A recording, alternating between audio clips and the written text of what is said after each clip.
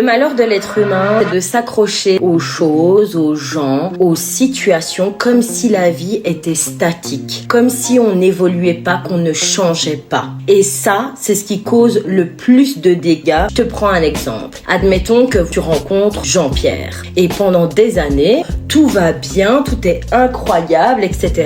Et au bout d'un moment, Jean-Pierre change. Il ne te respecte plus vraiment, il te critique beaucoup, il te rabaisse énormément, te dit que tu es la cause de tous vos malheurs. Là, le comportement idéal, ce serait de dire à Jean-Pierre, écoute, j'ai envie, Jean-Pierre, qu'on s'asseye et qu'on voit ce qu'on peut mettre en place puisque tu as tellement de choses à me reprocher et on va essayer de sauver notre couple. Et si Jean-Pierre n'a pas envie, ce serait de se dire, eh ben alors tant pis, bye bye Jean-Pierre. Et le cas le plus courant, c'est que même quand Jean-Pierre change et devient une personne qui ne nous correspond plus, on aura tendance à s'accrocher comme jamais. Même si Jean-Pierre commence à nous tromper, même si Jean-Pierre devient violent, même si Jean-Pierre tombe vraiment dans des choses qui ne se font pas, quitte à nous détruire nous-mêmes. C'est ça le problème. Et c'est pareil pour tout le reste, hein. C'est la même chose avec un job, par exemple. Jacqueline qui travaille dans un bureau comptable, au début, elle adore son boulot. Elle y va avec le sourire chaque matin. Et puis, au bout de 20 ans de carrière, en fait, Jacqueline, elle en a marre de son travail.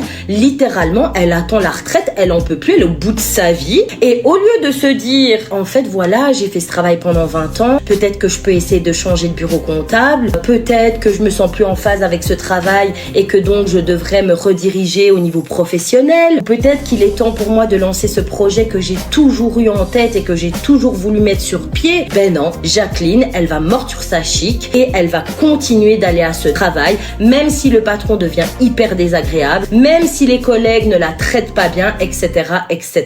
D'où l'importance de rester attentif à soi et connecté à nos ressentis, à nos émotions. Parce que tout ça, ce sont des indicateurs, en fait. Exactement comme les maladies. Si je reprends le cas de Jacqueline, elle va forcer comme ça pendant 10 ans. Et puis, qu'est-ce qui va se passer? Elle va tomber en burn-out, ou alors c'est la dépression. Et dans d'autres cas, ça peut aller très très loin et ça peut être bien pire que ça. Mais c'est aussi à cause de la société qui nous a appris à avoir peur de tout, avoir peur de l'inconnu et de s'accrocher aux choses qu'on a, même si c'est plus du tout bon pour nous. D'où l'importance d'apprendre à se prioriser, priorisation qui mènera à l'amour de vous, amour de vous qui mènera à l'estime de vous et qui feront que vous ne serez plus prêt à accepter l'inacceptable.